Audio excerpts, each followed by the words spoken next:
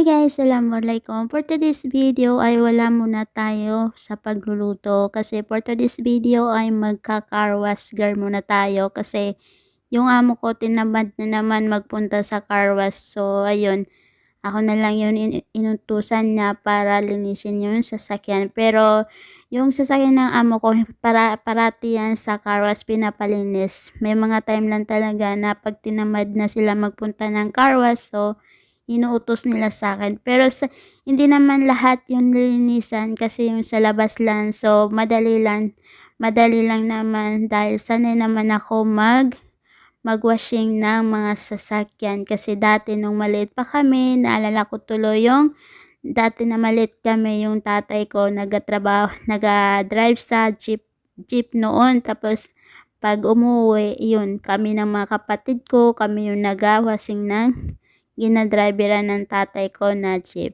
So, sanay na ako sa mga ganyan. So, baka magusto nyo din magpa-carwash. So, dito na kayo magpunta sa akin. Charot, diba? Guys, naglagay ako ng sabon sa may planggana, tapos ilagyan ko ng tubig, tapos binabula-bula ko, tinapon ko sa may sasakyan kasi para mabilis. So, madali pa siya pag madaming bula-bula kasi parang linis-linis mo pag sinasabunan mo, tinatrapuhan mo. So, ayan, itratrapuhan ko na siya, tapos gimix-mix ko na yung trapo. Tapos ayan, giano ko na para malinis na. Pero yung sa loob, hindi pala malinis, madumi. Ay, diba? Pag nag-abort ka talaga, lalo na pag i-apply mo IDH or katulong, kailangan mo talaga dalawa. So, kailangan mo ng tiyaga, saka malawak ang pangunawa. So, ganun yung kailangan mo. Kasi pag wala kang ganun, wag ka na mag-abroad kasi talagang mahirapan kapag nandito ka na sa abroad. Kasi dito sa abroad, wala kang dapat pinipili. Kailangan kahit anong trabaho, basta kaya mo, gawin mo. Para magkakasundo kayo ng amo mo, tapos hindi ka nila paghihigpitan.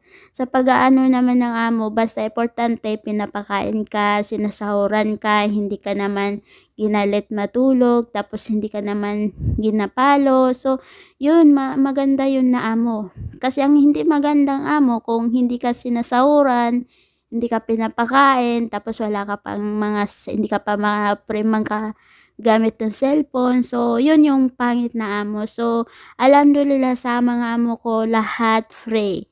Alhamdulillah kasi pinagbigyan ako ng Allah na yung mga amo ko, kahit marami yung amo ko.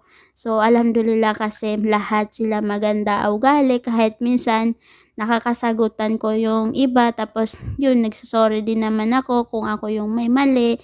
Tapos pag sila naman yung may mali, nagsasorry din sila. Yun yung nagustuhan ko sa mga amo ko, minsan nagsasorry sila. So, may mga amo na ayaw magsorry, may mga amo na nagsasorry gaya ng mga amo ko. So, yun guys, tapos na ako. Tapos ayan, tinapo-trapuhan ko na siya kasi magdidilim na din.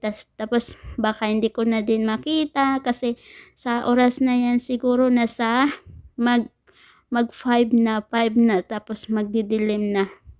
Alam nyo guys, pangarap ko talaga magkaroon ng sasakyan. Kasi para kahit saan kami pumunta ng pamilya ko, lalo na yung tatay ko, mahilig siya mag-drive, ganun. Tapos yung tatay ko ang driver namin. So, yun yung pangarap ko talaga hanggang ngayon, hanggang noon. So, yun yung pangarap ko. Siguro, hanggang pangarap lang naman yun kasi hindi ko alam kung matutupad pa yung pangarap na yun na magkaroon kami ng sasakyan na ganyan kasi kamahal-mahal na ng sasakyan na ganito. Ay, nako.